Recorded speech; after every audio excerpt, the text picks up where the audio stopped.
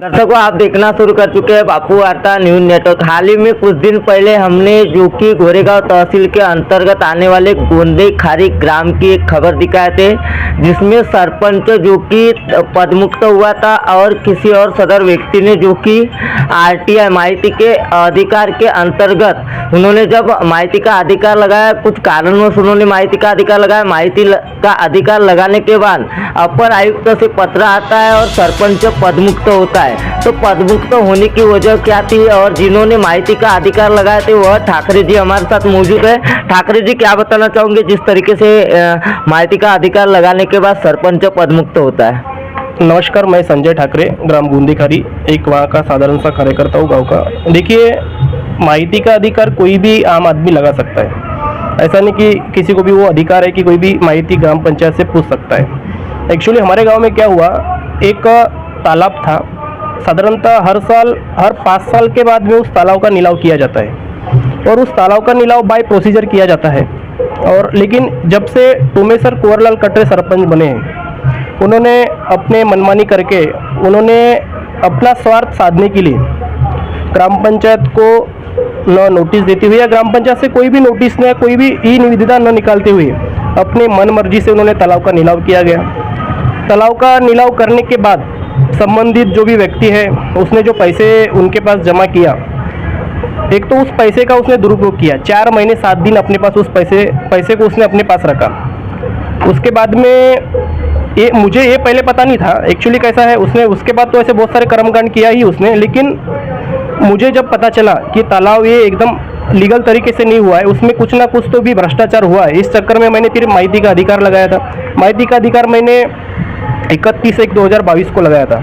उसकी माहिती मेरे को ग्राम पंचायत से 26/2/2022 को मिला और उस माहिती के आधार पे मुझे ऐसे पता चला कि इस तालाब का ग्राम पंचायत में कुछ भी लेखा जोखा नहीं है। ना तो ये तालाब ग्राम पंचायत से मिला हुआ, ना इसका कोई नोटिस निकला, ना इसका कुछ भी हुआ।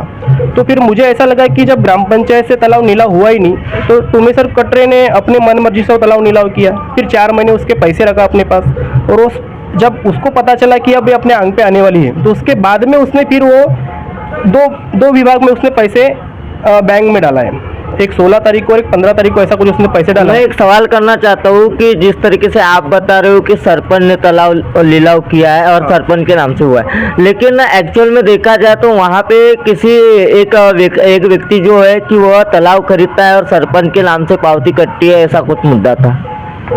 देखो, तालाब एक तो वो जो नीलाव की प्रक्रिया वो गलत तरीके से हुई है। अगर तालाब लीगल तरीके से होती तो गांव को और 25 से 20 हज़ार रुपये का फायदा होता। अगर वो निविदा निकालते तो कम से कम 10-20 लोग उस तालाब को नीलामी में खरीदने के लिए आते, लेकिन उन्होंने वो प्रक्रिया किया नहीं। अपने स्वार्थ के लिए उसने संबंधित 3 लोगों को क्या तो बुलाया था बोले, और उन 1 लोगों को उसमें दे दिया। 1 लाख रुपए में कुछ तालाब नीलाव किया और संबंधित जो व्यक्ति है तालाब, उसने उसके पास पैसे दिया। उसके बाद में 4 महीने के बाद में फिर उसने पैसे, उसका कुछ तो यूज भी किया होगा 4 महीने, उसके बाद में फिर उसने वो ग्राम पंचायत में डाला। अगर वो तालाब ग्राम पंचायत ने नीलाव किया है, सॉरी गांव वाले ने तालाब किया, नीलाम किया है, तो फिर ग्राम पंचायत में पैसे डालने का वो तो होता ही नहीं ना।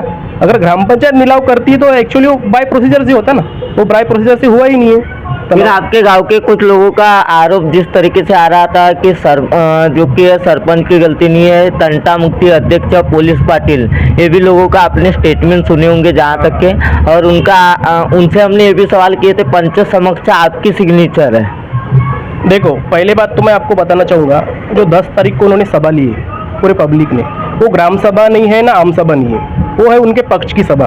अगर ग्राम सभा रहती तो ग्राम सभा से एक नोटिस निकलता कि आज ग्राम सभा है करके। वो उन्होंने अपने पक्ष के माध्यम से लोगों को बेवकूफ़ बना के लोगों को इकट्ठा किया गया है और लोगों को घर घर जाके बुलाया गया है और अपनी जान बचाने के लिए उन्होंने कुछ ना कुछ ऐसा अपना हथकंडा अपनाया है और लोगों को बेवकूफ़ बना के लोगों को इकट्ठा किया गया है। अगर वही ग्राम सभा रहती या आम सभा रहती तो सचिव या उप सरपंच उसका नोटिस निकालता, बाकायदा सभी को नोटिस जाता। उस प्रकार से वो आम सभा नहीं ली गई है। मेरे हिसाब से तो आम सभा नहीं था, वो पक्ष की सभा था और पक्ष की सभा में उन्होंने अपना अभिप्राय दिया है और वो सरासर वो गलत अभिप्राय है उनका। क्या लग रहा है ऐसे में कुछ दिन पहले आपकी राशन दुकान थी और स्वस्थ धान्य दुकान, जो कि वह स्वस्थ धान्य दुकान को लेकर कोरोना काल के पहले या कोरोना काल के बाद में कुछ रंजिश नजर आते हुए आपने आपसी व्यक्तिगत जो है कि उनसे रंजिश निकाले, ऐसा कहना आ रहा है? हाँ, देखो, ये बात सच है। हमारे पास राशन दुकान था। राशन दुकान का मुद्दा बहुत पुराना है। 4 साल पहली बात है, जब कोरोना काल था तो उसमें हमारे देश के प्रधानमंत्री नरेंद्र मोदी जी ने गरीब कल्याण योजना निकाला था। उस टाइम में क्या होता था कि जिस घर के कुटुंब में आधार कार्ड रहते थे, उस आधार कार्ड के अनुसार गाँव को लोगों को राशन मिलता था, और उसके पश्चात क्या होता था, जिसका आधार कार्ड उसमें ज्वाइन हुआ उसको राशन नहीं मिलता था। तो वो गरीब कल्याण योजना में क्या हो गया कि वो मुफ्त का राशन था, तो धन से जिसका आधार कार्ड था वो एकदम से राशन बढ़ गया। तो फिर वो फ्री का राशन था, तो राशन दुकानदार ने सभी को राशन दे दिया। तो गांव के लोगों को ऐसा लगा कि पहले थोड़ा कम मिलता था, अभी ज़्यादा क्यों मिला।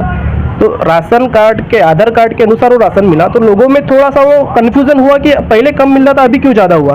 तो कैसा है, गांव में 2 पार्टी रहती है, वो पार्टी के अनुसार उनको इलेक्शन लड़ना था, तो उन्होंने उस राशन का मुद्दा बना के वो हमको टारगेट किया गया और हमारा राशन निकाला गया। लेकिन राशन निकाला वो 4 साल पुरानी बात होगी। अब तो राशन ना तो हमको लाना है, ना हम राशन के पक्ष में, क्योंकि उसमें कोई फायदा है नहीं। लेकिन वो बार बार हर साल वो राशन का ही मुद्दा बना के लोगों को बेवकूफ़ बनाते हैं और लोगों को अपने तरफ करते हैं। तो राशन का कोई मुद्दा नहीं है। देखो, गाँव में कोई भी विकास काम होता है तो नियम के हिसाब से और अच्छे तरीके से होना चाहिए। ये जो सरपंच है, जब से सरपंच बना है तब से ग्राम पंचायत में ऐसे बहुत सारे भ्रष्टाचार के कारनामे दिखे गए। पहला कारनामा मैं आपको एक बताना चाहूँगा। उनके मेंबरों ने मुझे बताया कि ग्राम पंचायत में एक जो कंप्यूटर का जो था, कंप्यूटर का बिल उसने 45,000 का लगाया, 45 से 40,000 का, जबकि उसका खर्चा था 3 या 4,000 रुपये का। वो एक उनके मेंबर ही नहीं बताए। उसके बाद में एक नाली सफाई का काम था लिंडेजरी का, वो 10 या 15,000 का काम हुआ। और मुझे बताइए, नाली साफ कब की जाती है? जब बरसात स्टार्टिंग होती है उसके 15 दिन या 1 महीने पहले की जाती है। इन्होंने तो भर उनाले में नाली साफ सफाई की है, उसका 50,000 का बिल उन्होंने लगाए और वो 50,000 रुपये उन्होंने वहाँ पे करप्शन किए। और दूसरी बात और एक बताना चाहूँगा, एक पांदन रास्ता थी हमारे गांव की, पांदन रास्ता 23 या 25 लाख का कुछ वो रोड था। उसमें इन्होंने क्या किया, रोड को बनाने के लिए रातों रात 200 ट्राली मुरुम चोरी किया गया। अब मुझे बताइए, सरपंच को क्या जरूरत है वो ठेकेदार की मदद करने की?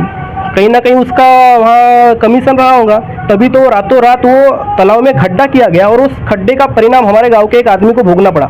उसका एक छोटा सा सुधीर गजबे करके है, उसका बच्चा उसी खड्डे में जाके मरा।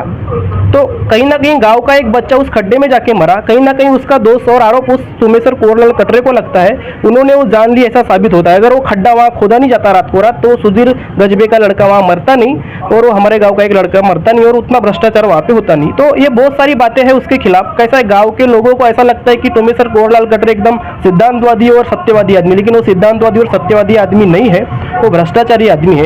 अगर उसके मन में अगर साफ सुथरा पना रहता तो रातों रात जो 100-200 ट्राली मुरुम चोरी क्यों करवाने लगा था? उस चोरी करवाने की वजह से हमारे गांव का एक बच्चा मारा गया है। हमने ये बात छेड़े भी थे, लोगों को बताए भी थे, लेकिन लोगों की अपनी अपनी मानसिकता रहता है। मुझे लगता है कि लोग आज नहीं तो कल ना कल कहीं ना कहीं सुधरेंगे, उन्हें ये बात का एहसास होगा कि बात ये सच है और कहीं ना कहीं वो अपने इसमें आएंगे वो लोग।